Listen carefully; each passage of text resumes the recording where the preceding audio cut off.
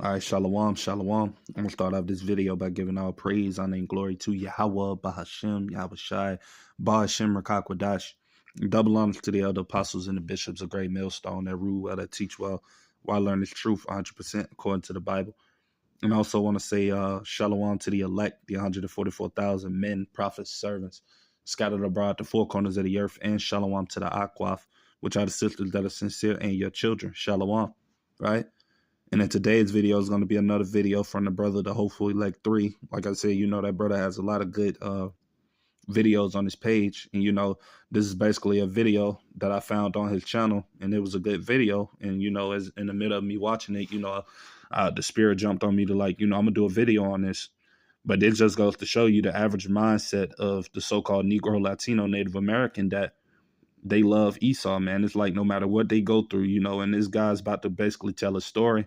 And through all of that, they still wants to, befriend this devil, man. They still want to make sure he can get salvation, still want to love him, still want to think he's for you after everything that he done to show you that he doesn't like you or that he hates you, that he's against you. But you so-called Jakes out there, man, y'all still want to love this devil, man.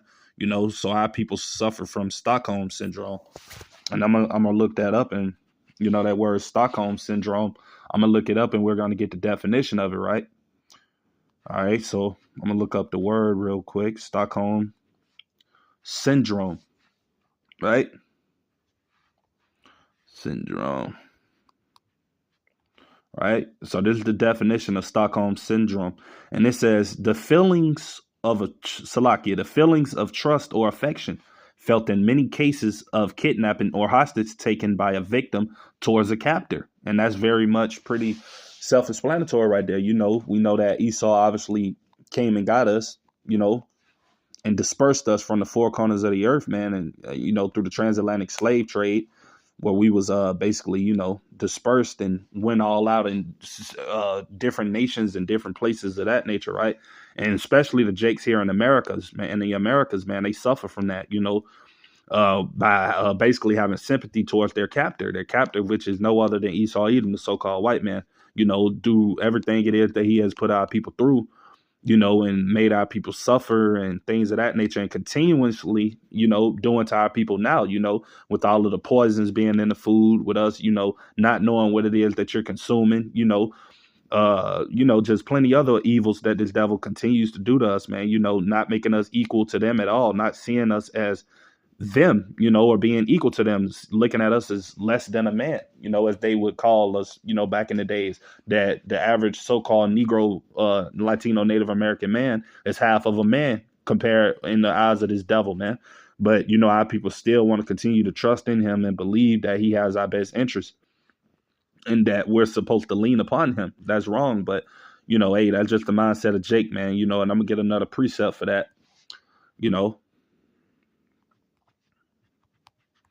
right?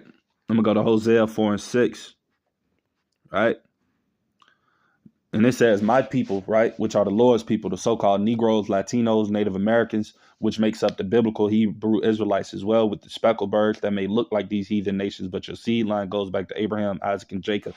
It's not a black thing, So it says, my people, right, are destroyed for lack of knowledge, because thou hast rejected knowledge. And that's why the so-called Negro, Latino, Native American doesn't see anything wrong with Esau Edom.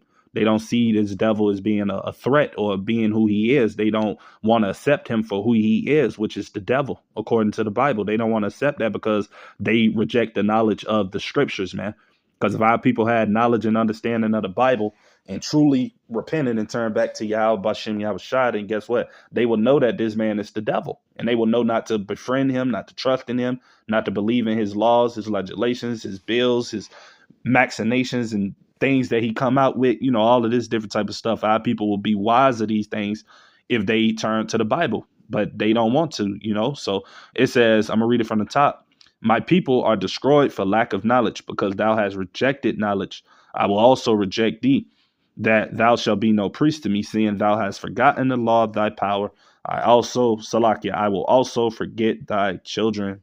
And that's what we're about to see come, man. In the times of Jacob's trouble, man, you same so-called Negroes, Latinos, Native American people out there, man, that trust in this devil, that think he's your friend, think he's going to, hold your hand and come and save you like Superman. Y'all about to get a rude awakening, man. When the Lord allows this devil to come down with that great wrath, man, according to Revelation 12 and 12, then y'all gonna know that this man has never been your friend. And these is what the man of the Lord has been telling you all along. But a lot of you don't want to accept it, because that goes back into what I started the video off with earlier about having Stockholm syndrome. A lot of you people have sympathy for your captive, or from the person that took you captive, the one that has you oppressed. Y'all have sympathy for him. Y'all feel bad for him. Oh, it's basically, if you read that Willie Lynch book, this is basically the Willie Lynch syndrome. A lot of you so-called Negroes, Latinos, Native Americans have Willie Lynch syndrome, to the point where y'all go against y'all own people before y'all go against this devil. And that's a lot of you so-called Negroes, Latinos, Native Americans out there. But yeah, I'm going to get into this video, and we're going to listen to it. And Lord's will, I get a few more precepts. But before I started, I want to say that this is under the 1976 Copyright Act, that I'm not getting paid for this video, that this is only for educational purposes only. So with that being said, we're going to get into it. Fair use. Jungle Bunny and all of those different things. I'm trying to figure out to this day, was that when America was great? A few years later, in that same school, a white girl decided that she wanted to spit on me, slap me, and call me the N-word. I hit her back. Next thing I know, I got my head slammed into a chalk rail, and it hurt for a long time, and I still have side effects from it. But the thing that was the most important was I was told that day that you never touch a white person. I think back today, was America great at that point in time? Or was it the time maybe that my mother and I went to a store and we had to change buses, and it was cold and snowing, so we decided to walk into this restaurant and get us some hot chocolate and coffee and sit down for a minute until we could see the bus coming. We ordered our coffee and hot chocolate, and the white man made us get out. I'm like, is America great when a man puts a woman and child out in the cold and the snow just because of the color of their skin? I don't think so. I remember when I was standing outside with some friends of mine, and we were minding our business on our own block. Police came up, started harassing us, and I said, why are you giving us such a hard time? I got hit in my mouth with a flashlight, knocked out a few of my front teeth. Was America great at that point in my life for me? No. I finally got a black job. My alderman wrote a letter for me, and I got a job at a hospital working as a maintenance mechanic, which I was not qualified for. The guys who I worked with broke in my locker and urinated in my boots, and HR did nothing about it. To this day, I wonder if that was the opportunity for America to be great and me finally to get a job based on the color of my skin, but I did not work it out. Fast forward a couple of years later, I'm working for a major electronics retailer. I did it the American way. I worked my way up from the bottom to the top. I started at the lowest department in that organization, and I worked my way up to be the best salesperson in the country. I was next on the list to get a store. When my time came up to get a store, I was told it's the right time for the right man at the right job for the right job. That's why you were going to have to pass you up, because it's not that time. Guess it really didn't matter if you worked hard and did everything that you're supposed to do. A couple of years ago, I was passed over for a promotion by a major mortgage company. The person that they promoted me, they actually had this person on tape saying that he didn't want to go into a restaurant because he didn't want to be around a bunch of N-words. And I said, why would you promote him over me? And my regional manager called me, and he told me, he said, well, I'm a minority too, so I understand how you feel. I say, first of all, you're Asian, which makes you the preferred minority. I say, when the police lights come on, you don't fear for your life. See, let me tell you a couple of quick stories. So I told him one when I was driving my little raggedy Lexus. Police followed me for 2 miles. Sirens went on. I started fearing for my life. But I followed black protocol when you're pulled over by the police. I lowered my window down slowly. Police officer came up, unholstered his weapon. I have not done anything threatening. He's got his weapon unholstered, and he's got his hand on his gun. He leans in my car and asks me, is this your car? And have you been arrested in the last 12 months? I'm sure he knows this is my car because he's been behind me for the last 2 miles. But anyway, America wasn't great. Then you go to the situation where I was driving my little $100,000 plus car. Police saw me. They turned around real quickly. Next thing I know, I got pulled over. Guy said, you were speeding. I said, no, officer, I was not. He said, have you been drinking? I said, sir, I don't drink this early in the morning. He said, step out of the car. I refused. I got my wife on the phone, and I had her on speaker, so he knew that she was listening to the conversation. He had already called for 4 additional cars. When they got there, he gave me my ticket. But as he walked away, I could hear him say, that little bitch called his wife. We can't do nothing. I have no idea what that meant. But this just lets me know that America still wasn't great. I'm saying all of this to you people who don't understand what it's like for black people in America. And I can tell you a lot more stories. I'm sure my grandparents and their parents can tell you stories too, which are probably a lot worse than mine. But the thing is that This house, this America house right now is divided because you have people who are praying for peace and you have people who are preparing for war. And that's what this administration wants because it's corrupt. I'll say this to you, the folks who call themselves MAGA supporters and Christians. You suffer from convenient scripture amnesia. The two scriptures that you seem to forget. One of those scriptures says, how can you love your God in heaven who you've never seen and hate your brother who you see every day? And the other one says, love thy neighbor as thyself. I'm going to continue to pray for America because I do love this country, but there are a lot of things that I do not like about it. Love y'all. Peace. Well, y'all basically heard what he said. So, I'm going to get a precept proving that, you're not supposed to love this country and you're not supposed to love your enemies. Because when the Lord talks about, love your neighbors as you love yourself, he was talking about Israelites. He wasn't talking about the heathen nations when the Lord said that, and let me try that Lord's way I can get a precept to prove that. But let me go to Micah 2:10 in the KJV, and this is the precept that you brother seen at the beginning of the video. But I'm going to read it. It says, arise ye, right? You Israelites, you so-called Negroes, Latinos, Native Americans. Arise ye and depart, right? Departing from America, departing from Babylon the Great, the ideologies, the beliefs, Stockholm Syndrome, believing that this devil is your friend, depart from those ways of thinking, man. Because you see what that has got our people, man, constantly believing that this man is their friend. And guess what? He show you every time that he hates you. When you believe for him to be your superhero in the knight in shining armor. See, that goes back to, what I read and I started off the video, Hosea 4:6. If our people had knowledge and wisdom of the scriptures, they would know that this man is not their, they would know this man is their enemy, but they don't want to, believe in the scriptures or know what the Lord is and what's what's a relationship with the Lord is like, so that they will know these things and to, basically depart from this place. But, that's just Jake for you, man. Our people is simple, man, But I'm going to read it again. Micah 2:10. Arise ye and depart, for this is not your rest, right? America, this place is not your rest, Jake. We were brought over here due to our disobedience to the Heavenly Father and the Son, man. We was brought over here due to us, transgressing the law of the Lord, man.